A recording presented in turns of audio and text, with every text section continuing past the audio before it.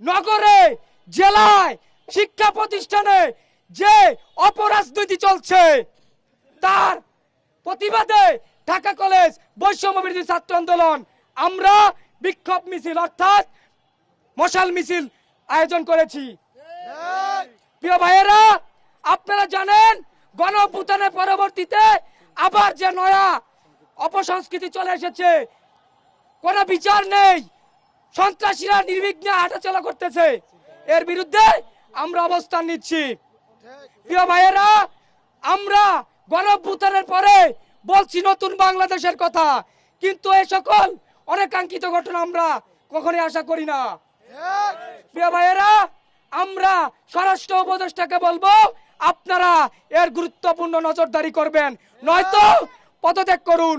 যারা টেম্পু স্ট্যান্ড থেকে চাঁদাবাজি করবে, যারা ছাত্রের নামে ছাত্রদেরকে কলঙ্কিত করবে চাঁদাবাজি করার মাধ্যমে, আমরা তাদের কোনো স্থান এই নতুন বাংলায় দেখতে চাই না। আমরা স্বরাষ্ট্র উপদেষ্টাকে আহ্বান করব, আপনি অতি দ্রুত এদেরকে নিচ্ছন্ন করুন, জিরো টলারেন্স জারি করুন, আর না হয় পদত্যাগ করুন।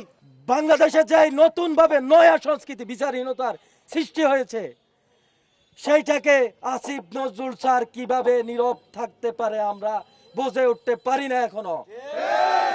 ওনাকে অতি দ্রুত সাংবাদিকদের সামনে এসে, জাতির সামনে এসে পরিষ্কার করতে হবে যে বাংলাদেশে অরাজকতা সৃষ্টি হচ্ছে, ধর্ষণ হচ্ছে, সন্ত্রাস হচ্ছে, জাতির সামনে এগুলোর জবাব দিতে হবে, নয়তো জনগণ 24-এর যোদ্ধারা এই ধরনের উপদেষ্টারকে পদত্যাগ করতে বাধ্য করবে।